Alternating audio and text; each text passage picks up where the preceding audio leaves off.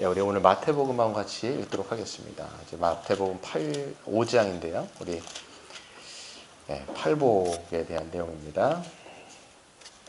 우리 1절부터 12절까지 한 절 한 절 우리 교독하겠습니다. 마태복음 5장 1절부터 12절까지 한 절 한 절 교독합니다. 예수께서 무리를 보시고 산에 올라가 앉으시니 제자들이 나아온지라. 심령이 가난한 자는 복이 있나니 천국이 그들의 것이며,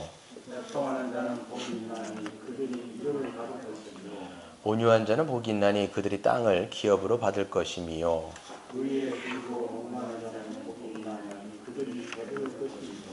긍휼히 여기는 자는 복이 있나니 그들이 긍휼히 여김을 받을 것이며, 마음이 청결한 자는 복이 있나니 그들이 하나님을 볼 것이며, 화평하게 하는 자는 복이 있나니 그들이 하나님의 아들이라 일컬음을 받을 것이며, 의를 위하여 박해를 받는 자는 복이 있나니 천국이 그들의 것이니라. 나로 말미암아 너희를 욕하고 박해하고 거짓으로 너희를 거슬러 모든 악한 말을 할 때에는 너희에게 복이 있나니 기뻐하고 즐거워하라. 하늘에서 너희의 상이 큽니다. 너희 전에 있던 선지자들도 이같이 박해하였느니라. 아멘. 할렐루야. 반갑습니다. 예, 오늘 이제 팔복의 이제 7번째 복이죠. 7번째. 다음 주가 이제 마지막 8번째 복으로 하고 이제 팔복을 마치게 될 것 같습니다. 예, 그래서 팔복을 여러분들 이제 우리가 잘 살펴보시면 팔복은 우리가 이렇게 하면 내가 너희들에게 이런 복을 주겠다라기보다는 하나님의 은혜의 결과로서 이미 우리가 복을 받은 자들이라는 것을 여러분 기억하셔야 됩니다. 그래서 우리가 그리스도를 믿음으로 우리가 죄 용서함을 받고 또 성령께서 우리 안에 오셔서 우리 안에 착한 일을 시작하신 예수 그리스도께서 그 마지막 날까지 그의 일을 성취하실 것이라고 말씀하셨습니다. 그렇기 때문에 팔복은 세상에서 이야기하는 흔히 말하는 그 복과는 굉장히 상반된다는 사실을 알 수 있습니다. 누차 말씀드린 것처럼 세상과 하나님의 나라는 정반대, 본질과 그 내용이 완전히 다르기 때문에 그 복의 내용도 사실 굉장히 다릅니다. 그래서 이 팔복의 성격은 이제 하나님 나라에 관한 것이고, 그렇기 때문에 이제 이미 하나님 나라의 백성이 된 자들 에게 하나님께서 주시는 성품이 있어요. 그렇기 때문에 이미 하나님 나라의 백성이 된 사람들이 갖고 있는 그런 내용들이 있는 거죠. 그것을 우리가 신학적으로 보면 이것을 칭의라고 얘기합니다. 신분이 바뀐 거예요. 신분이 바뀌었기 때문에 여러분 바뀌어진 신분을 통해서 바뀌어진 어떤 인격들이 드러나겠죠. 우리가 거지였을 때는 여러분 거지의 어떤 인품들이 있겠지만 그 신분이 왕이 되어지게 되었고 왕자가 되어지면 그 신분에 합당한 어떤 인격과 그 삶의 내용이 바뀌어지는 것처럼 여러분의 그 내용과 그런 것들이 바뀌어지겠죠. 그래서 그것을 우리가 성화다. 이건 신학적인 용어입니다. 칭의, 성화. 이것을 여러분 기억하셔야 됩니다. 그래서 이제 신앙적인 인격이 이제 바뀌었어요. 바뀌었지만 이미 우리가 어떤 성품들을 우리가 소유했지만 완전하지 않다라고 말씀을 드렸습니다. 그렇기 때문에 이것이 점점 여러분 삶 속에서 더 풍성해지고 더 온전해지는 그런 삶의 변화들이 있게 되어지는데 그것을 우리가 이제 성화 이렇게 말씀을 드릴 수 있습니다. 그래서 여러분 보시면 복의 내용들이 굉장히 이제 우리가 흔히 세상에서 얘기하는 것과는 너무 정반대라는 것을 보시면 됩니다. 그래서 지금 우리가 살아가는, 저나 여러분이 이제 살아가는 삶의 여건은 이제 자본주의 사회인 거예요. 그래서 자본주의의 행복이라는 책에서 보시면 자본주의의 기본적인 원칙이 있어요. 두 가지 정신이 있는데 그게 뭐냐면 소유와 소유와 하나가 있는데 기억이 안 나네요. 소유하면 어떻게 될까요, 여러분? 많은 것을 소유하게 되면 뭐라고 그럴까요? 소유와 다스리는 거, 이 다스린다는 말이 좀 다른데, 그래서 많이 가지면 가질수록, 그럼 뭐 하고 싶어요? 그렇지, 지배예요, 지배. 맞아요. 잘 말씀해 주셨어요. 소유와 지배가 자본주의 두 가지 기본 원칙이에요. 그래서 많이 가지면 가질수록 지배하려고 그러잖아요. 여러분 보시면 이제 이 세상에서 많이 가지면 가질수록 이제 계급은 없지만 경제적인 계급으로 이제 눈에 보이진 않는 것들이 있단 말이에요. 그러니까 그런 것들을 통해서 레벨이 올라가게 되어지고, 그 다음에 그렇지 않은 자들을 이제 지배하려는 그런 구조가 이 자본주의의 어떤 시스템이고 그런 이론들입니다. 그래서 그 책에 보니까 이런 내용들이 있어요. 팔복가는 자에게 자본주의 행복론에 보면 물질이 많은 자는 복이 있나니 그들이 천국이 너희의 것이며, 그다음에 많이 소비하는 자에게는 복이 있나니 너희들이 충만할 것이다. 뭐 이런 내용들이 등등등 담겨 있단 말이에요. 그게 이제 우리가 흔히 살아가는 이 세상의 원리란 말이죠. 그래서 이 자본주의의 어떤 성전, 메카라고 얘기하면 그게 어딜까요? 자본주의의 메카. 이게 바로 백화점입니다. 그래서 모든 것들을 갖추고 있고 모든 것을 소비할 수 있는 이 자본주의의 이 성전이다 얘기할 수 있고, 또 자본주의의 어떤 축제다. 이건 이제 바겐세일 이렇게 얘기할 수 있죠. 그래서 바겐세일 하는 곳에 사람들이 몰려서 거기서 이제 많은 기쁨들을 누리고 하는데, 그런 이제 세상의 어떤 흐름과는 이제 전혀 다른 내용들이 여기 있어요. 그런 인식 가운데 이런 내용을 보면 이게 복이라고 여러분 얘기할 수가 없습니다. 굉장히 어려운 내용들을 담고 있단 말이죠. 왜 그러냐? 하나님 나라는 그와 반대이기 때문입니다. 그래서 심령이 가난한 자, 그걸 보세요. 이게 지금 물질적인 가난도 있겠지만 심령, 이제 마음이 가난한 자다라고 말씀했을 때는 그런 사람이 복이 있대요. 왜 그렇습니까? 그런 사람이 천국에 가깝기 때문이에요.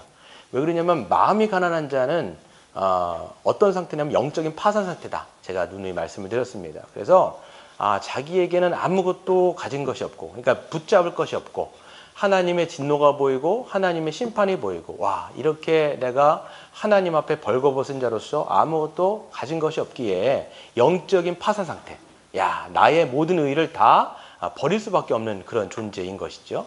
그렇기 때문에 예수 그리스도를 의지할 수 있는 아주 천국에 가까워 있는 자인 거예요. 아니면 천국을 이미 소유한 자가 되겠죠. 그런 사람들은 어떻게 하겠습니까? 예수를 믿음으로 그리스도의 의로 이제 하나님 나라를 소유하게 된다. 이런 것이 이제 심령이 가난한 자의 내용이죠. 그 다음에 두 번째가 연결된다고 말씀드렸습니다. 애통한 자예요. 애통한 자는 어떤 자가 애통하느냐? 그러니까 영적 파산 상태를 인정해요. 내가 하나님 앞에 정말 벌거벗은 자이고 나의 죄와 나의 허물로 인해서 하나님 앞에 나의 죄에 대해서 애통하는 자. 그런 사람에게는 하나님께서 주시는 것이 뭡니까? 하늘의 위로를 너희가 받게 될 것이다. 왜 그러냐? 바로 하나님의 죄 용서예요. 그러니까 이 세상에서 가장 큰 위로는 우리의 모든 죄가 용서함 받고 하나님 앞에 설 수 있는 자격을 얻었으며 하나님의 사랑받는 자녀가 될 것이다 라고 하는 내용이 가장 큰 하늘의 위로가 되는 것이죠. 그 다음에 세 번째 복이 뭡니까? 세 번째가 어떤 자예요? 온유한 자는 복이 있나니 라고 되어 있습니다. 앞에와 연결이 되겠죠. 그래서 온유하다라고 얘기하는 것은, 이 온유함이라고 하는 것은 여러분의 생리적인 그냥 자연적인 태생으로서는 절대 나올 수 없는 성품이에요. 이거는 그냥 우리가 자연인 이렇게 얘기하잖아요. 그 믿지 않는 사람들에게서는 절대 온유함이라는 게 있을 수가 없습니다. 왜 그러냐면 이 성경에서 말하는 온유는 어떻게 우리가 가질 수 있느냐라고 얘기했을 때 참된 자기의 모습을 직시한 사람만이 가질 수 있는 그 성품이 바로 온유입니다. 그래서 우리가 하나님 앞에 어떤 태도예요? 어떤 모습이에요? 영적으로 파산 상태, 아무것도 없는 벌거벗은 자, 바로 누가복음 15장에 나오는 그런 뭡니까? 그 아들, 아버지의 그 전 재산을 다 탕진하고 돌아온 탕자와 같은 그런 모습 아닙니까? 그게 우리의 모습이에요. 그런 우리의 모습을 직시했을 때, 근데 하나님이 우리를 어떻게 받아주세요? 그냥 그 돌아온 탕자를 안아주고 입을 맞추고 그 다음에 가락지를 끼워주고, 그러면서 그를 다시 자녀로 맞아주시는 그 하나님의 온유하심을 우리가 경험하게 되어지면, 그럴 때 비로소 우리의 삶 속에서 뭐가 나옵니까? 온유함이 거기서 나오는 거예요. 그런 사람들에게 천국이 너희의 것입니다 라고 선언하고 있습니다. 그리고 이제 네 번째, 마지막이 아니라 그 의에 줄이고 목마른 자, 영적인 파산 상태예요. 그럼 여러분, 우리가 뭘 갈급하겠습니까? 여러분이 물질에 가난한 그 물질의 어떤 그 파산 상태가 아니라 영적인 파산 상태. 여러분의 의가 아무것도 없고 하나님 앞에 벌거벗은 모습으로서 정말 누추함으로 설 수 없는 그런 영적 파산 상태를 여러분들이 경험하게 되어지면 뭐를 여러분이 갈급하겠습니까? 뭐를 갈급하겠어요? 하나님의 의. 그래서 의에 줄이고 목마른 자가 되는 겁니다. 그래서 참된 필요를 인식한 영적인 굶주림을 갖게 되는 상태가 바로 의에 줄이고 목마른 상태예요. 그래서 이런 사람이 복이 있는 거예요, 성경에서는. 그래서 그런 사람들에게 주어지는 게 뭡니까? 너희가 영적으로 배가 부를 것이다. 이 배가 부르다라고 하는 것은 여러분의 물질적인 축복이 막 있다는 게 아니라 그리스도 안에서 영적인 복이 충만하게 임하게 될 거야. 그래서 여러분 구약을 보시면, 구약 같은 데를 보시면 어떤 내용이 있냐면 하나님의 복이 가시적, 물질적이에요. 대부분. 어때요? 하나님의 복이 어떻게 임하죠? 보면 땅의 소출이 굉장히 많게 되든가, 아니면 또 뭐가 있어요? 전쟁으로부터 이기게 하신다든가, 질병과 기근으로부터 그들을 안전하게 보호해 주신다든가, 그런 방식으로 외적이고 가시적이고 물질적인 복인데, 이것이 신약으로 넘어오게 되어지면 어떻게 되냐면 그리스도 안에서 영적인 복으로 바뀌어지게 됩니다. 그 영적인 복의 내용은 뭐냐면 하나님의 의로 우리의 누추함과 우리의 어떤 비루함들이 가려지고 하나님 앞에 설 수 있는 완전한 의를 받게 되어지는 것으로 선언을 하고 있습니다. 그래서 여러분, 이제 의에 줄이고 목마른 자는 결국 배가 부르게 될 것이다 라고 성경이 선언을 하고 있습니다. 그래서 로이드 존슨 목사님이 이야기한 것처럼 10년이 가난한 자, 애통한 자, 온유한 자는 이제 한쪽 면의 산으로 올라가는 거예요. 근데 의에 줄이고 목마른 자는 그 정점을 찍는 겁니다. 영적인 파산 상태였다가 예수님의 의로 완전히 충만해진 상태. 그래서 정점을 찍었죠.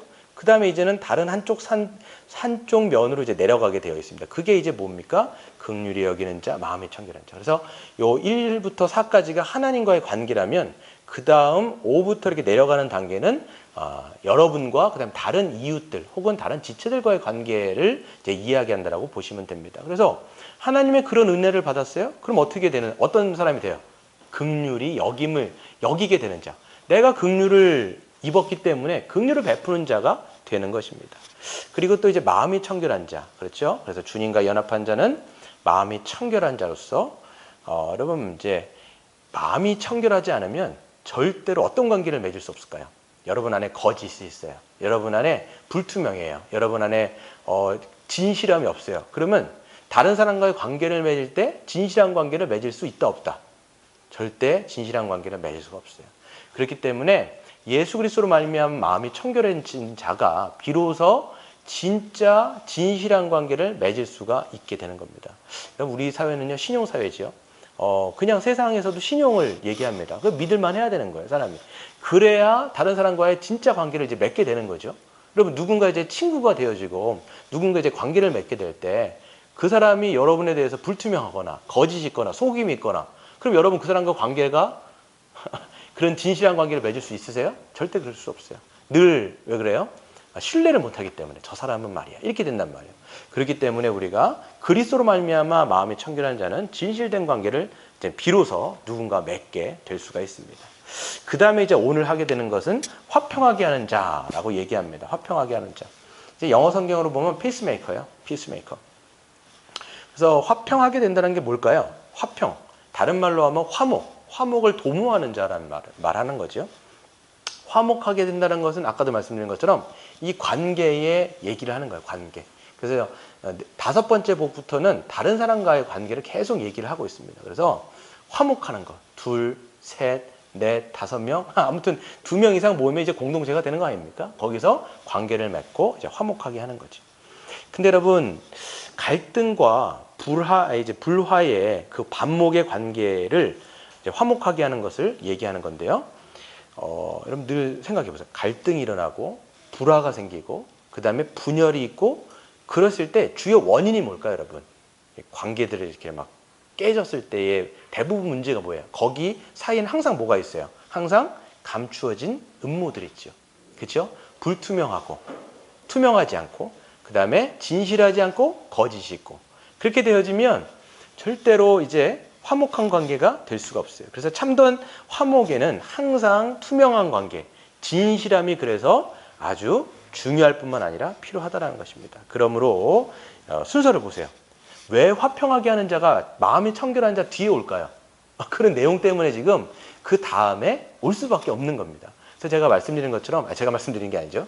크리스토스톰이 이야기한 것처럼 이 팔복이 개연성이 없게 자기 멋대로 이렇게 연결되어 있는 게 아니라 다 개연성과 일관성 있게 지금 흘러간다라는 것을 알 수가 있습니다. 그래서 마음이 청결해야 진실함이 있고 진실한 마음을 가질 때야 비로소 화평을 도모하는 자, 화평하게 하며 진실한 관계를 맺을 수 있는 그런 자가 되는 것입니다. 그렇다면 여러분, 화평하게 하는 사람은 누굴까요? 화평하게 하는 사람. 화평하게 하는 사람은 누굴까요? 저와 여러분일까요? 네. 네, 성경에서는 보면 이제 모든 갈등의 원인, 모든 반목의 원인, 그게 뭘까요? 이 세상이 왜 이렇게 서로 반목하고 깨어지고 부부 사이도 깨어졌고, 그렇죠? 그 다음에 이웃과의 관계도 깨어져 있고, 그 다음에 나라와 나라 사이의 관계도 깨졌단 말이에요. 왜 그럴까요, 여러분? 성경에는 왜 그 원인이 뭐냐? 죄라는 거예요, 죄. 그래서 원래 여러분, 하나님이 이 세상을 만드셨을 때 이 세상은 본래 모든 것이 연합되어 있는 관계, 화목한 관계였어요. 그래서 이게 여러분 안식입니다. 안식이란 말 있잖아요. 창세기에 보면 안식이란 말이 뭐냐면 히브리적인 용어로는 하나님이 창조하신 질서대로 돌아가는 상태를 우리가 안식이다, 복이다 이렇게 얘기하는 거예요. 그렇기 때문에 하나님이 원래 인간을 창조하셨을 때는 4가지의 관계가 화목한 관계였어요. 그 4가지가 뭐냐면 첫 번째는 하나님과 인간 사이가 화목했습니다. 그렇죠? 하나님과 인간 사이가 화목했어요. 하나님은 인간을 사랑하셨고 인간에게 은혜를 베푸시기를 원하셨고 인간들에게 복을 주시기를 원하셨단 말이에요. 그리고 그러니까 두 관계가 아주 좋았습니다. 그 다음에 뭐가 관계가 좋았을까요? 연합되어 있을까요? 사람과의 관계가 연합이 되어 있었어요. 최초의 인간이 누구였을까요? 아담과 하와. 아담과 하와의 관계를 보시면 그냥 부부과의 관계라고 얘기하시면 안 돼요. 이게 뭐냐면 인간과 인간이 어떤 관계를 맺으면서 살아가야 되는지를 하나님이 보여주신 겁니다. 그래서 보면 아담이 있는데 혼자 독처하는 것이 좋지 못해요. 홀로 있는 것이 좋지 못해요. 누구를 만들어요? 하와를 만드는데 하와의 별명이 뭐냐면 돕는 배필이에요. 그래서 서로 도와가면서 하나님의 사명을 감당하며 그런 화목을 도모케 하는, 서로 사랑하며 섬기며 서로 도우면서 그런 화목한 관계를 이제 만드는 공동체로서 이제 인간과 인간과의 관계를 주신 거란 말이죠. 그 다음에 세 번째 관계가 뭐냐면 그 다음에 인간과 뭐의 관계예요? 자연과의 관계예요. 인간과 자연 관계. 이것도 이제 화합을 일으킨 겁니다. 그래서 자연은 인간에게 순종하고 인간은 자연을 잘 가꾸고 보호하면서, 여러분 우리가 가드너 있잖아요. 정원사 같은 그거를 이제 하나님께서 이제 인간에게 주신 거죠. 가드너로서 잘 땅을 가꾸고 이 자연 만물을 잘 가꿔라. 그러면 이제 이 땅도 인간에게 순종함으로써 뭐예요? 그 안식을 줄 수 있는 보금자리를 마련해 주는 것이 자연이었단 말이에요. 그 다음에 또 뭐의 관계냐면 이제 이거는 프란시스 셰퍼가 얘기하는데 한 가지 더 있어요. 네 번째 관계는 뭐냐면 자기와의 관계예요. 나와의 관계. 이 나와의 관계. 그래서 나와 나의 이 자아가 온전한 관계를 맺을 때 정신이 온전하거든요. 이 관계가 이제 4가지가 화목한 관계. 하나님과 인간과 자연과 나와의 관계. 이것이 원활하게 화목한 관계가 뭐냐? 바로 안식이다. 이렇게 얘기할 수 있습니다. 그런데 하나님이 이 모든 화목과 안식의 중간에 뭘 딱 걸어놨어요. 조건이 있었어요. 그게 뭐였어요? 우리 이제 복음의 조 막 하셨잖아요, 여러분. 뭐가 있어요? 하나예요. 그 기준이 뭐였죠? 조건? 그렇죠. 선악과죠. 선과 악을 알게 하는 나무를 절대 먹지 말아라. 이 선악과는 뭐냐면 하나님의 하나님 되심을 인정하라는 거야.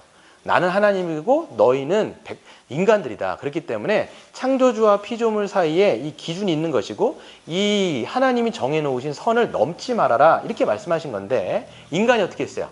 하나님이 되고자, 피조물이 하나님이 되고자 그 선과 악을 알게 하는 나무를 먹어버리면서 불순종을 해버렸단 말이에요. 그 죄가 인간 세상에 들어오게 되어지고 타락이 인간 세상에 들어옴으로 말미암아 모든 관계가 다 깨졌습니다. 아까 말씀드렸던 4가지의 관계가 다 깨져 버렸어요. 그래서 가장 우선은 하나님과의 관계가 단절돼 버렸습니다. 그래서 어떻게 됩니까? 그게 이제 창세기에서 뭘로 나와 있어요? 인간이 하나님의 나라의 모형인 에덴 동산으로부터 쫓겨나는 거예요. 하나님과의 관계가 파괴됐다는 얘기를 하는 거예요. 근데 하나님과의 관계가 깨지면요, 다 깨져요. 다 문질러져요, 여러분. 이게 중심추가 딱 깨지면요, 모든 게 깨지는데 그게 바로 뭐예요? 그 다음에 인간과의 관계가 깨지는 모습을 보게 됩니다.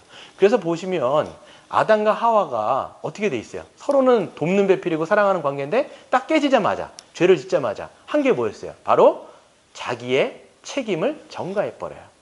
아담아, 너 왜 이거 먹었니? 그랬더니 뭐라고 얘기해, 아담이. 당신이 나에게 주신 저 여자가 나로 하여금 먹게 했습니다. 그래서 먹은 거 아닙니까? 이게 뭐예요? 하나님께 책임 전가하고 여자에게 책임 전가하는 거예요. 여자도 마찬가지고, 여자는 뱀에게 책임 전가하죠. 이렇게 하면서 서로 관계가 불화한 관계. 여러분, 그때부터 여러분, 인간 세상이 왜 이렇게 서로 갈등하고 반목하고 분열하냐? 하나님과의 관계가 깨지니까 다 깨진 거예요. 부부와의 관계, 그 다음에 이웃과의 관계, 나라와의 관계가 다 반목하고 전쟁하고 이런 관계들이 되어버렸다라는 겁니다. 그리고 여러분, 자연도 마찬가지입니다. 자연은 원래 인간에게 좋은 안식처를 제공하고 보금자리를 제공하는 게 자연이었어요. 그런데 자연이 어떻게 합니까? 인간들에게 달려들기 시작했습니다. 여러분, 쓰나미. 그다음에 여러분, 여름에 되면 뭐가 있습니까? 여름에 여러분 가장 싫어하는 거, 제일 싫어하는 거 뭐가 있어요? 여름에 저 모기가 제일 싫습니다. 그래서 보면 모기가 어떻게 돼요? 원래는 피를 공급해야 되는데 피를 앗아가잖아요, 보면. 그래서 이 자연이 막 공격하는 거예요. 지금 우리가 코로나 바이러스 같은 거 여러분 있잖아요. 이게 어떤 책에서 보니까 숙주 이론이라는 게 있어요. 숙주 이론이라는 게 뭐냐면, 인간에 살아가는 어떤 바이러스는요, 그러니까 어떤 돼지에게 살아가는 바이러스는 돼지 몸에서만 살아가야 돼요. 근데 이게 숙주 한계를 넘어가 버렸어요. 원래는 사실 인간의 몸에 오면 이 바이러스는 죽어야 되는데 안 죽는 거예요. 그러면서 여기서 살아가는 게 뭐 돼지 열병이라든지 이렇게 돼버리는 거예요. 코로나 바이러스 같은 것도 숙주 한계를 다 넘어가가지고 이제는 어디든지, 그리고 상온이고 뭐 고온이고 할 것 없이 쉽게 살아나는 거예요. 이런 자연 만물이 오히려 인간을 대적하게 만드는 것이 하나님과의 관계에서 다 깨졌기 때문에. 그리고 여러분, 마지막 네 번째 관계도 다 깨진 거예요. 그럼 우리가 보면 귀신 들린 거랑 정신 분열하고 다르거든요. 그래서 이제 귀신 들린 사람들을 보게 되어지면 인격이 두 개예요. 그런 사람들을 보면. 근데 정신 분열인 사람들은요, 정신이 분열돼 갖고 혼돈합니다. 그런 사람을 보면 뭐예요? 자아와 자아의 관계가 깨진 거예요. 성경은 이걸 뭐라고 얘기하냐면 죄의 문제다 이렇게 얘기하는 거고, 그 관계가 깨지다 보니까 이렇게 돼버리는 거죠. 그래서 혼동을 일으키게 되는데, 이런 모든 관계가 지금 죄로 말미암아 인간의 모든 관계가 깨어졌고 화목이 다 깨어졌다는 거예요.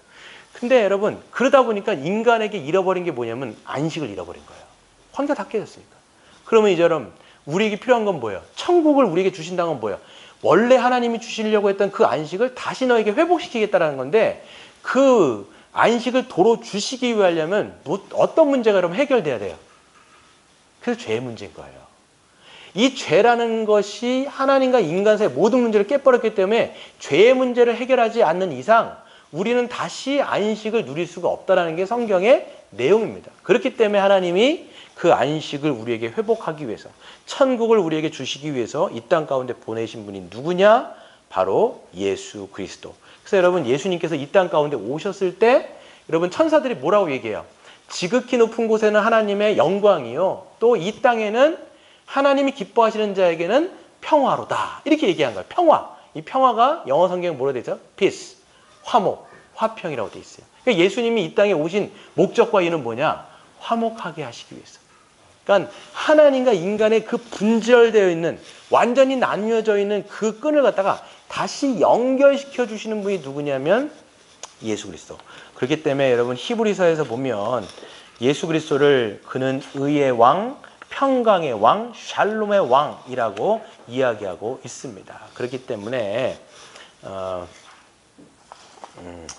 그래서 이제 그분께서 이 죄의 문제를 해결하신 방식은 뭐냐? 뭘까요, 여러분? 그래서 중요한 게 뭐예요? 성경에서 안식을 회복하시는 방법, 죄를 해결하시는 방식이 뭐예요? 바로 예수 그리스도의 십자가인 거예요. 네. 그래서 여러분, 죄의 문제는 그냥 해결할 수가 없습니다. 안식의 문제는 그냥 우리에게 주실 수가 없어요. 바로 죄의 문제를 해결하기 위해서 우리의 죄의 삭은 사망이다. 그러니까 죽음인 거예요. 사형은 우리가 받아야 되는 거예요. 그 사형을 받아야 죄의 문제가 끝장이 나는 건데, 이거를 우리가 받은 것이 아니라, 저와 여러분이 십자가에서 죽은 것이 아니라 예수님이 우리를 대신해서 화목제물, 여러분 기억나시죠? 복음의 기초. 이거 기억 안 나면 다시 해야 되는 거예요, 여러분. 화목제물로 죽으심으로 말미암아 하나님과 우리 사이를 화목하게 하신 거예요. 그래서 뭐라고 말씀하셨냐? 우리가 하나님과 원수 되었을 때에 그의 아들의 죽으심으로 말미암아 하나님과 화목하게 되었은즉, 이렇게 돼 있어요. 그러니까 하나님과 우리 사이가 불화한 관계, 원수된 관계였는데 예수님의 십자가의 죽음으로 우리를 화목하게 하셨다라고 말씀하고 있습니다. 그렇기 때문에 다음 페이지 넘어가시면 방가로 세 번째 보시면 화평의 왕이신 예수 그리스도를 믿는 성도. 그렇기 때문에 그 화목해 하시는 피스메이커인 하나님과 우리 사이를 화목해 하시는 그 예수 그리스도를 믿는 자만, 믿는 자 안에서 원수되었던 그 하나님과의 관계가 이제는 화목한 관계가 되어지는 겁니다. 그러니까 여러분, 우리가 그리스도를 믿지 않았을 때 그 상태는 어떤 상태냐면 하나님의 진노 아래 있어요. 여러분, 이거 기억하셔야 돼요. 하나님과 불화하다는 거는 그냥 뜨뜻미적한 관계가 아니라는 거예요. 하나님의 원수, 하나님의 원수라면 하나님의 진노 아래 있는 자, 하나님의 심판 아래 있는 자라고 성경은 선언하는데, 그거를 예수님이 다 진노의 잔을 다 받으시고 우리를 하나님과 완전한 화목의 관계로 만드신 것입니다. 그렇기 때문에 성도는 그리스도 예수 안에서 한 몸, 한 가족으로 화평을 도모하는 존재가 됩니다. 우리 에베소서를 한번 읽어볼까요? 제가 그냥 실어놨습니다. 에베소서 2장 14절부터 17절. 한번 같이 읽어볼까요? 시작. 그는 우리의 화평이신지라 둘로 하나를 만드사 원수된 것 곧 중간에 막힌 담을 자기 육체로 허시고 오늘 된 계명의 율법을 폐하셨으니 이는 이 둘로 자기 안에서 한 세 사람 화평하게 하시고 또 십자가로 이 둘을 한 몸으로 하나님과 화목하게 하려 하심이라. 원수된 것을 십자가로 소멸하시고 또 오셔서 먼 데 있는 너희에게 평안을 전하시고 가까운 데 있는 자들에게 평안을 전하셨으니. 아멘. 그렇죠. 그래서 여기서 반복되는 단어가 화평이에요. 평안을 주셨고 화평을 주셨고, 누가? 예수 그리스도가 우리에게 화평을 주셨다라고 말씀하고 있습니다. 그래서 이 성경을 보시면 그는 예수님이겠죠. 우리의 화평이시라. 네, 그렇죠? 화평. 근데 둘로 하나를 만드사. 이 둘이라고 하는 것은 이제 성경 에베소서를 보면 이 둘은 하나님과 우리 사이를 얘기하는 게 먼저 아니에요. 사실 이거는 이 당시 에베소서 교회는 어떤 구성으로 되어 있냐면 유대인인 그리스도인과 그 다음에 이방인인 헬라인인 그리스도인들이 공존하는 거예요. 그래서 에베소 교회는 이방인 교회예요. 이방인 교회인데 거기에는 유대인들도 있고 이방인도 합쳐 있습니다. 근데 퍼센테이지를 보면 20%가 유대인, 그리고 80%가 이방인이에요. 여러분, 유대인과 이방인은 절대로 하나가 될 수가 없습니다. 우리가 아는 것처럼 서로 아주 싫어해요. 그렇기 때문에 유대인은 이방인을 개 취급하면서 아주 그냥 폄하시키는 그런 관계입니다. 물과 기름 같은 관계예요.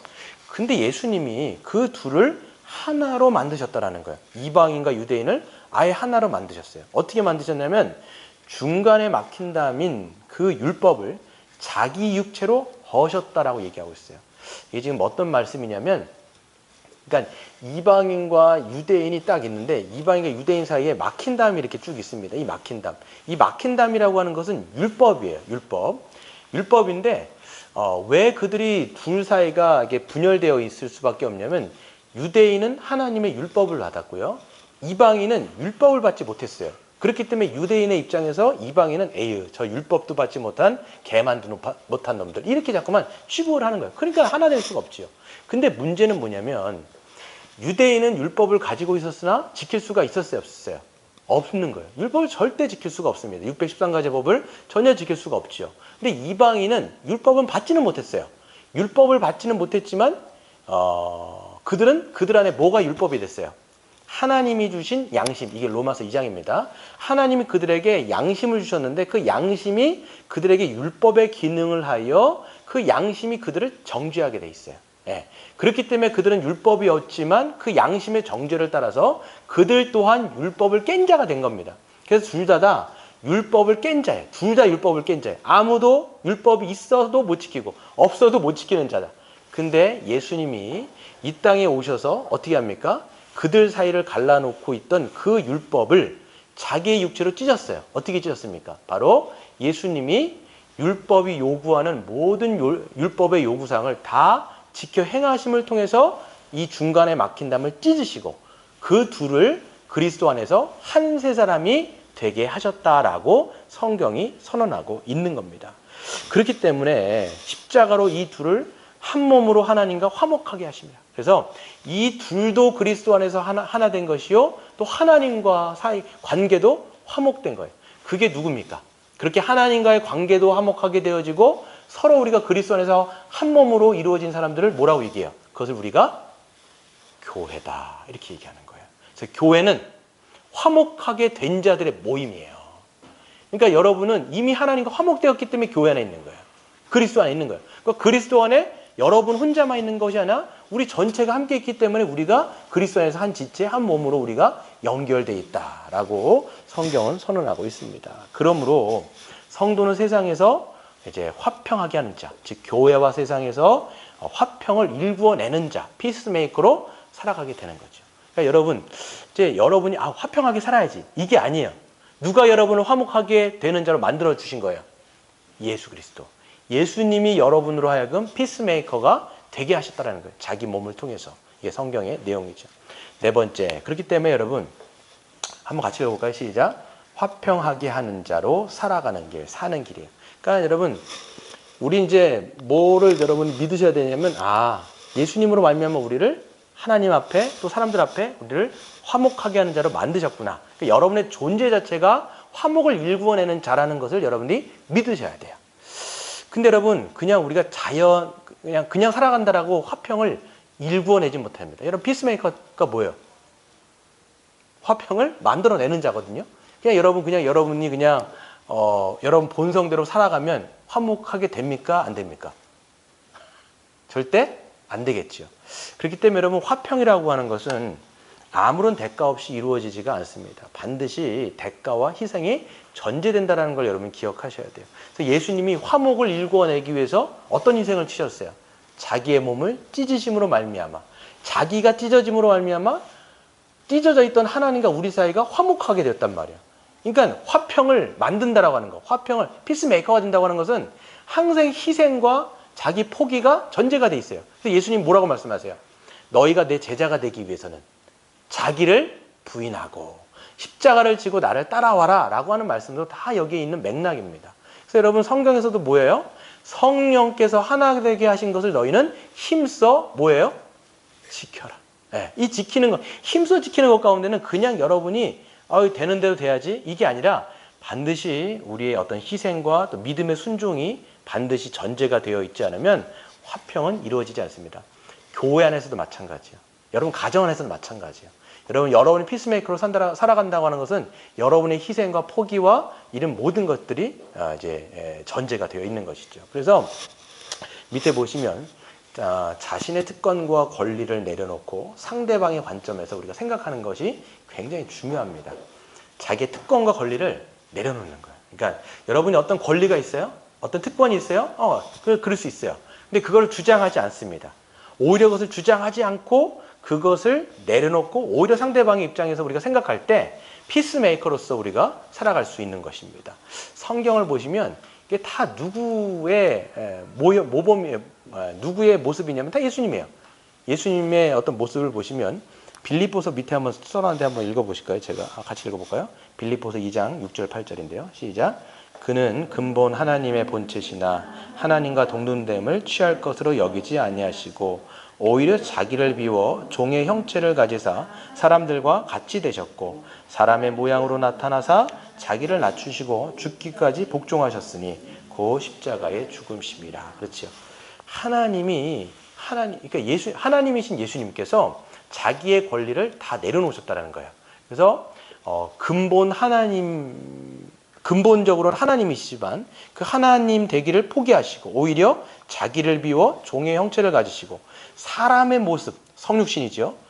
사람의 모양으로 나타나시고 또 자기를 낮추어 죽기까지 복종해서 곧 인간의 죽음까지도 내려오셨다 얘기하는 거예요. 그러니까 자기의 특권을 버리고 예수님께서는 그렇게 화목을 이루기 위해서 화평, 피스메이커로서 우리를 구원하시기 위해서 그런 모습을 지셨다는 거예요. 그렇기 때문에 여러분 우리가 삶 속에서 이런 것들을 그리스도 안에서 실천해 나아가는 겁니다.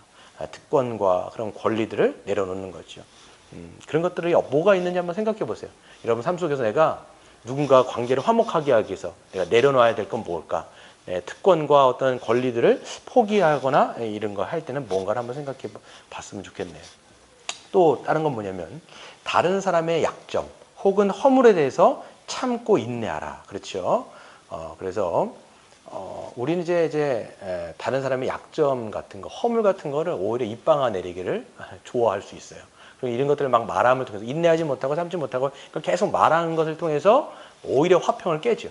그런 모습을 깬단 말이에요. 제가 이제 페이스북에서 한 글을 읽었는데 이런 글이 있더라고요. 보니까 어떤 분이 이제 어떤 교회가 원로 목사님이 계시는데 그 원로 목사님이 이제 어떤 교회에 이제 집회를 가신 거예요. 근데 원로 목사님은 혼자 가신 게 아니겠죠. 그래서 그 팀들이 같이 해가지고 원로 목사님을 이제 모시고 이제 버스를 대절해서 여전도회, 그다음에 여전도회 회장 타고 그다음에 부목사들 몇 명 그래갖고 이제 가가지고 큰 집회를 하신 거예요. 그래 부흥회 같은 거 하셨나 봐요.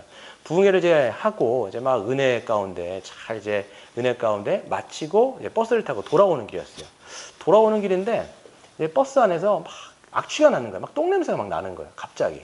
이게 뭔가 하고 봤더니 원로 목사님이 버스 안에서 그 변을 본 거예요. 이게 뭔가 참지를 못하고 이게 탁 나와버린 거예요. 그러니까 얼마나 막 똥냄새가 막 이렇게 나는 거예요. 막 알고 보니까 원로 목사님이잖아요. 그러니까 이게 사람들이 야, 이거 어떡하냐. 이거 어떡하냐. 막 그래가지고 그때 이제 그 여전도 회장이 가까이 보이는 목욕탕에 이제 모시고 와가지고 여전도 회장이 모시고 간 건 아니겠죠. 뭐 부목사에 가갖고 몸을 닦아드리고 이제 온 거예요. 근데 이제 버스 이제 타는 내내 어떤 생각을 하냐면 사람들이 이제 이런 걸 알았잖아요. 성도들도 있었고 사람들도 있었잖아요. 근데 이런 것들이 분명히 가면 사람들은 이제 그런 것들을 막 말하기를 좋아하고 입방 내리기를 좋아하니까 어떻게 하나 했을 때 여전도 회장이 맨 마지막에 이제 내려가지고 뭐라고 했냐면 절대로 이 일에 대해서 말하면 이건 전혀 덕이 안 된다. 은혜도 안 되고 사람들에게는 오히려 어떻게 보면 이제 걸림돌이 될 수 있으니까 절대 이런 것들을 말하지 말자. 이런 얘기를 하고 내린 거예요. 근데 이제 아니나 다를까 아니죠. 그래서 갔는데 이제 사람들이 그걸 전혀 입 밖에 내지 않고 오히려 이제 그런 그 원로 목사님의 어떻게 보면 허물이겠죠. 허물을 이제 덮어드리고 얘기하지 않았더니 교회에 분란이 없었다. 이런 얘기들을 하시는 걸 제가 들었습니다. 그렇죠. 우리가 이제 할 때 누군가 이제 허물을 참아주는 거예요. 인내해주고 그런 것들을 참아주고 할 때 우리는 이제 이 평화를 일구어내는 자, 평화를 만들어내는 자로 우리는 이제 살아갈 수 있다는 것을 볼 수가 있습니다. 또 이제 세 번째를 보시면 이제 진실함으로 서로 용납하고 먼저 희생하며 섬기는 거죠. 그러니까 앞에랑 연결됩니다. 자기의 특권, 권리 이런 것들을 막 주장하는 것과 반대가 뭐겠어요? 그 특권을 내려놓고 권리를 내려놓고 오히려 자기가 몸소 자기의 어떤 누군가를 위해서 희생하고 섬기고 이런 것들을 도울 때 오히려 화목하게 하는 자, 공동체가 화평을 일궈내는 자가 되는데 저는 성경의 인물 중에서 누가 가장 이런 인물인가라고 했을 때 바나바라는 인물이 생각이 나더라고요. 설교를 준비하면서 바나바라는 사람이 정말 그 공동체 안에서 피스메이커였을 거다. 분명히. 여러분 이렇게 바나바의 이름 자체가 위로하는 아들이에요. 바가 이제 아들인데 나바라고 하는 게 위로하는 아들이거든요. 근데 사도행전도 11장에 보시면 바나바는 착한 사람이요 성령이 충만한 사람이다 이렇게 돼 있어요. 여기서 착한 사람이라고 얘기했어요. 그냥 우리가 그냥 자연적인 성품 뭐 이게 착하다 이게 아니에요. 성경에서 착하다고 하는 것은 진실되다 이런 뜻이거든요. 그러니까 이 사람은 진실된 마음으로 어디를 가나 화목을 일궈내고 화평을 하게 만드는. 그러니까 자기의 권리를 포기하고 자기의 어떤 특권을 내려놓고 오히려 몸소 섬기는. 그래서 공동체 안에 화목을 일궈내는. 그게 여러분 어떤 사건이 있었냐면 여러분 이제 사도행전을 읽어보시면 사도 바울이요. 그 회심하기 전에는 어떤 사람이었어요? 사울이 회심하기 전에 믿는 자들을 그냥 가가지고 막 있는 족치는 사람들이었어요. 이 족치는 사람이 사울이었단 말이에요. 근데 사울이 부활하신 예수님을 만난 다음에 어떻게 됩니까? 바로 회심하고 그 다음에 오히려 그리스도를 믿는 자들을 도우며 복음 전하는 자로 완전 바뀌었단 말이에요. 근데 처음에 여러분 누군가 생각해 보세요. 막 정말 그 성질이 막 지나갔고 막 그랬던 사람이 갑자기 바뀌어가지고 자기들한테 막 좋게 해준다면 여러분 믿겠어요? 안 믿겠어요? 안 믿는 거예요. 그러니까 예수님의 제자들도 그렇고 사도들도 그렇고 사울이라는 사람이 저렇게 변했다는 걸 안 믿는 거예요. 처음에. 그러니까 그 사람이 다가오려고 그러면 도망가는 거예요. 왜? 저 사람이 속여가지고 우리를 탁 잡겠까? 이렇게 해가지고 다 도망가는데 이거를 중간에 그 12명의 사도들과 그 다음에 이 사울을 다리를 놔준 사람이 누구냐면 바나바가 큰 역할을 할 거예요. 그래서 이 사울을 데리고 가갖고 이 12명의 사도들에게 믿지 않는 사도들에게 이 사람이 어떻게 주님을 만났고 어떻게 쓰임을 받았으며 그런 간증들을 대신 다 해줘요. 그래가지고 오히려 이 사람들의 화목을 일구어내는 자가 바로 바나바였습니다. 그래서 여러분 보시면 바나바는요, 막 앞에서 막 이걸 하진 않아요, 보니까. 근데 보면 사도 바울하고 나중에 사역을 할 때도 사도 바울을 앞에 세웁니다. 그리고 자기는 뒤에서 모든 것을 서포트하면서 오히려 화평을 도모하는 그런 은사가 있었던 사람인 것 같아요. 여러분, 우리가 리더로 여러분 서 있다 그러면 우리가 어떤 사람인가? 사역을 하면 할수록 어떤 사람들은 사역을 하면 뛰어들잖아요. 그런 공동체에 분란을 자꾸만 일으켜요. 일은 열심히 하는 것 같은데, 그래서 막 뭔가 일은 진행이 되는 것 같은데 사람과의 관계가 깨지는 거예요. 여러분, 이런 거 있어요. 교회에서 열심히 하면 할수록 분란을 일으키는 사람. 근데 어떤 사람은 그 사람이 들어가면 오히려 화목해져요. 분위기가 좋아지고. 네. 그러니까 그 사람의 포기와 환신이 있는 거예요. 그 중심에는. 그러니까 그 사람이 그런 화목을 일궈내는 그 밑거름이 되어서 공동체 전체가 화목해지는 거예요. 제가 이제 TV를 이제 봤는데 뭐가 있었냐면, 여러분, 뭉쳐야 산다는 프로그램 아세요? TV 안 보시네요. 저만 보는 거 아니죠? 아무튼 그런데 거기에 이제 레전드급 있어요. 뭐 한때 그 스포츠계 이제 레전드들이, 근데 이제 축구하는 사람이 아니라 각계에서 모인 거예요. 씨름한 사람, 뭐 야구한 사람, 뭐 이렇게 모여갖고 안정환이 감독이에요. 근데 한편에서 누가 있냐면 이제 이제 레전드들이 모여가지고 어떤 이제 팀들하고 이제 축구를 하게 됩니다. 근데 이때 누가 왔냐면 이영표가 감독인, 이영표 여러분 아시죠? 이영표 아시죠? 그 감독인 컴패션이라고 하는 팀이 있어요. 컴패션은 이제 기독교 NGO 단체입니다.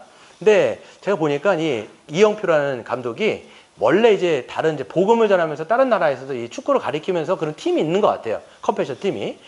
그 사람들하고 하는데 팀이 좀 다른 거예요. 딱 보니까 모르겠어요. 이렇게 딱 그냥 비교하기는 그렇지만 안정환은 약간 카리스마. 그래가지고 딱 권위적인 것 같아요. 딱 보니까. 근데 이영표는 그게 아니라 오히려 다른 사람들, 그 팀원들하고 같이 훈련하고 팀원들하고 같이 리더십을 발휘해가면서 자기가 오히려 팀원들이 되면서 섬기고 이렇게 하면서 이런 화목을 도모하더라고요. 그러니까 이 팀 분위기가 어떠냐면 화기애애해요. 그러니까 뭐 감독의 어떤 거에 눌려가지고 있는 게 아니라 화기애애하면서도 자발적으로 자원함으로 자기의 역할들을 감당하게끔 만드는 그런 리더십이 보니까 이영표가 갖고 있는 것 같아요. 그래서 여러분, 우리가 어떤 리더십을 발휘하느냐. 자기는 하지 않고 그냥 다른 사람 시켜가지고 막 하면요, 화목한 리더십, 화목한 분위기가 안 돼요. 자기가 오히려 뛰어들고, 그래서 자기도 몸에서 헌신하고 희생하면서 이런 분위기를 화목하게 만드는 자, 그게 우리 주님 아니었습니까? 그런 걸로 우리가 이제 이 피스메이커로 살아가는 것이지요. 그 다음에 이제 한 가지 더 있는데요. 저는 이제 이런 부분들을 성경이 더 많이 얘기하는데, 여러분 한번 읽어볼까요? 혀를 제하는 문제 가져가 보겠습니다. 시작. 혀를 제하는 것은 불화를 최소화하며 덕을 세우는 말을 통해서 화목을 창조한다. 여러분, 성경에서 보면 야고보서 3장 같은 경우는요, 말의 문제를 엄청나게 얘기를 많이 해요. 왜 그러냐면 말 때문에 공동체가 분열이 많이 됩니다. 여러분, 공동체가 여러분 뭐 큰 문제로 여러분 분란이 있는 줄 아세요? 보면 작은 말실수예요. 보면 말에 대한 오해 뭐 이런 것 때문에. 그래서 여러분, 야고보서에 뭐라고 얘기하느냐면, 너희가 실수가 다 많다, 우리가 실수가 다 많은 자지만 말에 실수가 없는 사람은 온전한 자다. 딱 이렇게 얘기해요. 말에 실수가 없으면 온전한 거예요. 왜 그러냐면 자기가 혀를 통제할 수 있다라고 하는 건 뭐냐면 자기의 영육, 이 모든 것을 통제할 수 있는 그 힘이 있다라는 얘기입니다. 그렇기 때문에 말의 문제를 굉장히 많이 얘기하는데, 잘 보세요. 야고보서에 보면 듣기는 속히 하고 말하기와 성내기를 더디하라고 돼 있어요. 여러분, 이게 말하기를, 그러니까 듣기를 속히 해야 돼요. 계속 우리가 피스메이커로 이제 하려면 듣는 거를 잘 해주시면 돼요. 그러니까 중간에 말 자르지 말고. 그러니까 우리가, 근데 저도 보면 말을 하다 보면 말을 끊고 내가 들어가고 싶은 욕구들이 있어요. 중간에 이렇게 말을 막 이어주려고 하는 그런 마음들이 있단 말이에요. 그때 오히려 굿 리스너는 뭐냐. 그래서 여러분, 그냥 심리학에서도 보면 좋은 그 상담자는 누구예요? 좋은 상담자는 누굴까요? 잘 들어주는 사람이에요. 여러분, 상담자가 하는 게 사실 뭐 이렇게 해라 저렇게 해라 거의 없습니다. 오히려 이렇게 돈 받고 하는 게 뭐냐면 잘 들어주는 거예요. 그 사람의 이야기를 그냥 잘 들어주는 거예요. 잘 들어주면 그 사람은 어디 가서 얘기할 데가 없어요. 근데 이 사람한테 그냥 잘 들어주는 사람한테 얘기를 하다 보면 자기의 마음에 있는 응어리들이 풀려지게 되어지고 문제를 해결하는 거예요. 자기가 스스로 얘기하는데. 굿 리스너가 어떻게 보면 좋은 상담가가 될 수가 있는 거죠. 그리고 또 이제 말하기와 성내기를 더디하는 거. 그리고 이제 이런 거 있어요. 말을 맞받아치지 말고 침묵하는 것을 오히려 배우는 게 중요합니다.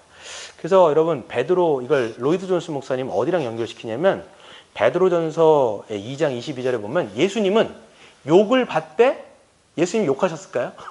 욕을 막 받았는데 어떻게 했어요? 욕을 받되 욕하지 아니하시고 고난을 당하시되 고난을 대응하지 않으셨다라는 거예요. 그럼 이게 참 중요합니다. 제가 밑에 써놨어요. 로이드 존스 목사님의 참고로 좀 써놨는데 제가 같이 한번 읽어볼까요? 시작. 화평자가 되는 최선의 방법은 말하지 않는 법을 배우는 것입니다. 어떤 말을 들었을 때 그리고 대꾸하려는 유혹을 받았을 때 대꾸하지 마십시오. 그뿐 아니라 그들이 해하려는 것을 알 때 그 말을 되풀이하지 마십시오. 화평자는 말하고 싶은 충동을 자주 느끼지만 화평을 위해서 말하지 않습니다. 이거 여러분 참 저도 이걸 딱 읽으면서 정말 이게 마음에 새겨야 되겠다. 그러니까 어떤 말을 딱 들었을 때는요 확 맞받아치고 싶을 때가 있어요. 진짜로. 그게 자기한테 불리한 얘기를 들었거나 또 오히려 어떤 안 좋은 말을 들었을 때 물론 이게 잘못된 만약에 이게 팩트가 아닐 때는요 이거를 이제 뭐 맞받아친다기보다는 나중에 이게 좀 시간이 갔을 때 좀 바로잡아줄 필요는 있어요. 근데 우리가 이렇게 딱 안 좋은 얘기를 딱 들었을 때 우리는 대부분 어떻게 하냐면 방어 기제라는 게 전화 여러분 작동을 합니다. 확 방어 기제가 딱 되면서 어떻게 하냐면 어떤 이 말에 대해서 보복하려는 심리가 있어요. 그래서 말에는 말로, 이에는 이로, 눈에는 눈으로 해가지고 나한테 이렇게 말로 공격했어? 너는 내가 10배로 갚아주겠다 그래갖고 파바박 쏴버리는 거예요. 그래갖고 누가 이렇게 그냥 말을 했을 때 이렇게 그냥 들으면 되는데 그렇지 않고 그냥 이거를 갖다가 몇 배로 돌려줘 버려요. 그래갖고 이런 것들을 여러분 생각할 때 로이드 존스 목사님이 뭐라고 얘기했냐면 예수님의 비유를 들면서 오히려 그랬을 때 침묵하는 걸 배우는 거예요. 말하지 않고 오히려 참고 그때 그 얘기를 그냥 감수해내는 것. 그것이 오히려 화평을 일구어내는데 여러분 화목을 일구어내는 길입니다. 그렇지 않고 여러분 파바박 싸보세요. 어떻게 될까요, 여러분? 이렇게 이런 거 있잖아요. 이렇게 얼굴이 참 이렇게 오늘 화장이 좀 안 먹었다 이렇게 얘기를 딱 들으면 여러분 어떤 말 하고 싶어요? 네 얼굴을 좀 봐라. 이런 말 막 하고 싶잖아요. 그러니까 이런 맞서오는 게 아니라 오히려 이제 침묵을 통해서 하는 거죠. 그리고 이제 원망과 불평과 비난이 아니라 감사와 칭찬과 격려를 통해서 덕을 세우고 은혜를 끼치는 겁니다. 그러니까 우리가 이제 몸이 불편하거나 어떤 공동체에서 이제 신앙생활을 하다 보면 원망이라는 게 있어요. 원망, 불평이 왜 생길까요? 저의 어떤 경험을 보면 원망과 불평이 생길 때는 불편할 때예요. 불편하고 누가 나를 인정해주지 않거나 내 존재가 어떻게 보면 이제 잘 드러나지 않을 때 원망과 불평이 있는 거예요. 그럴 때 이거를 갖다가요 말로 옮깁니다. 여러분 잘 생각해보세요. 여러분이 그냥 원망, 불평 여러분만 갖고 있으세요? 아니에요. 절대로 여러분 혼자만 마음속에 갖고 있지 않습니다. 이거를 누군가를 딱 만나요? 그러면 반드시 그 원망과 불평을 갖다가 이게 쏟아내게 돼 있어요. 이게. 그래서 공동체가 전염이 빠른 게 뭐냐면 원망과 불평이에요. 여러분 이스라엘 백성들 제가 구약을 읽어보면 읽을수록 전염이 빨리 되는 게 뭐냐? 여러분 구약의 역사를 보시면 뭐가 전염이 그렇게 빨리 되던가요? 원망, 불평이에요. 그 200만이나 되는 사람들이 어찌나 원망과 불평을 그렇게 해야 되는지 그게 누구만일까요? 딱 갖고 있다가 옆 사람에게 말하고 옆 사람에게 이게 그냥 폭발해갖고 나중에는 하나님이 세우신 모세를 돌로 치려고 하는 데까지 하는데 그게 누구에 대한 원망과 불평이냐면 하나님에 대한 원망과 불평이에요. 그러니까 성경은 뭐라고 얘기하느냐? 뭐라고 돼 있어요? 너희가 오히려 감사의 말을 하고 선한 말을 하여 다른 사람들에게 은혜를 끼치라는 거예요. 원망과 불평을 여러분 이것을 잠재우는 게 있어요. 감사를 찾아보는 거예요. 감사. 감사의 말을 여러분 이게 생각해요. 그러니까 여러분 필터링 없이 잠깐 이거를 잠깐 입으로 내버리는 습관을 갖고 나면요. 이게 나중에는요. 필터링 없이 그냥 입으로 나간다니까요. 그럴 때 항상 기억하는 게 뭐냐면 생각을 하고 입으로 뱉자. 이거예요, 여러분. 네.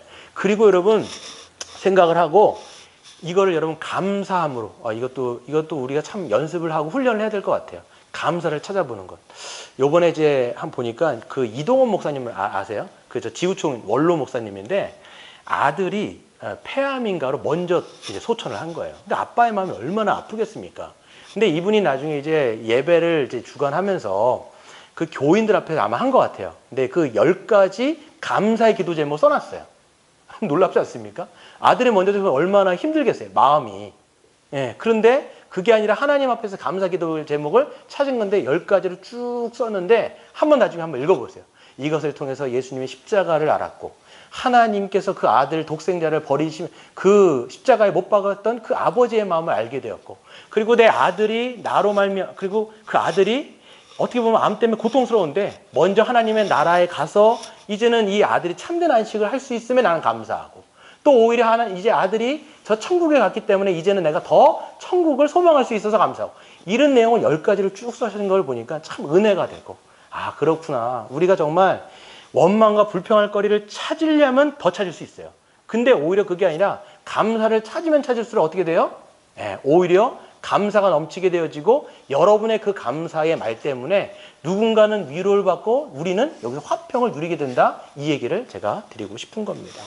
그래서 여러분 이게 박스를 여러분 나중에 한번 읽어보세요. 그래서 화평을 깨는 지름길이 있습니다. 그래서 이것과 반대로 하시면 돼요. 이것과 그냥 정반대로 까칠하게 하시고 신경질적으로 여러분 대하시면 됩니다. 직장에서나 가정에서나 뭐 교회에서나 그냥 까칠하게 신경 예민하고 신경질적으로 그냥 탁 곤두세워가지고 누가 탁 말하면 꽉 받아버릴 준비를 딱 하고 있으면 이거는 뭐냐면 어떤 자세냐면 성도의 모습은 아니에요. 성도는 자기 희생의 이 태도로 돼 있어야 되는데 이 신경질적이다 이거는 자기 방어적인 기제가 작동하고 있다라는 거예요.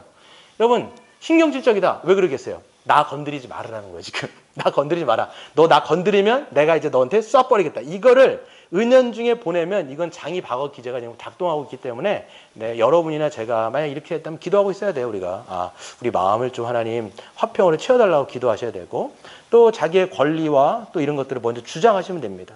또 남의 말을 속단하며 다 그러니까 말 자르거나 그렇죠. 우리 중간에 막 치고 들어가죠. 그러면 그냥 말을 들었을 때 어떤 사람이 말을 정확하게 들은 게 아니에요. 어떻게 해요? 이렇게 해갖거니 하고 그냥 내가 결론을 내버려요. 그리고 내가 판단하고 내 얘기를 확 해버리는 거예요. 그러면 여러분 이게 피스메이커로 우리가 생활할 수가 없어요. 그러니까 말하고 싶은 충동을 급하게 말하거나 또 불편한 것을 감수하지 말고 부정적인 감정을 그런 말들을 쏟아내거나 누군가에게 전하시면 그건 여러분 공동체가 자연적으로 가정, 교회, 여러분의 직장 깨지게 되어 있습니다. 그래서 여러분 우리가 화평한 자로 살아가느냐, 우리가 또 이제 화평을 깨는 자로 살아가느냐, 이거는 우리의 어떤 믿음의 순종에 달려 있다라고 말씀드리고 마지막 두 번째 같이 읽어볼까요? 시작. 하나님의 아들이라 일컬음을 받을 것이다. 그랬어요. 그래서 여러분이 화목하게 살아가면, 화평하게 살아가면, 믿음으로 우리가 말과 삶에 있어서 화목하게 살아갈 때, 여러분 삶 속에서 누가 드러나는 걸까요? 예수님이 드러나는 거예요. 그러면 그냥 이게 딱 보면 하나님의 아들이구나. 이게 뭐예요? 하나님의 자녀구나. 이건 뭐예요? 누굴 닮았다는 얘기예요? 하나님을 닮았다는 얘기인 거예요. 왜? 하나님이 우리를 위해서 행하시는 일들을 우리가 하고 있잖아요. 그러면 저 사람은 하나님의 자녀가 맞구나를 어떻게 돼요? 그의 삶으로 증거가 되는 거예요. 그래서 말씀드리는 것은 그의 변화된 칭의는 그 삶의 성화, 즉 그가 얼만큼 예수님의 모습을 드러내는 것을 통해서 우리의 변화된 신분도 증명할 수 있는 것입니다. 그래서 야고보서 3장 18절 말씀은 이렇습니다. 제가 읽고 마칠 텐데요. 이렇게 야고보서라는 얘기했어요. 너희의 화평의 씨앗을 뿌리십시오. 여러분 화평의 씨앗을 뿌리세요. 화평의 씨앗을 뿌리면 그것을 어떻게 할 겁니까? 의의 열매로 거둘 것이다. 여러분 화평의 열매를 씨앗을 뿌리시고 의의 열매를 거두시는 저와 여러분 되시기를 주의 이름으로 축원드립니다. 아멘.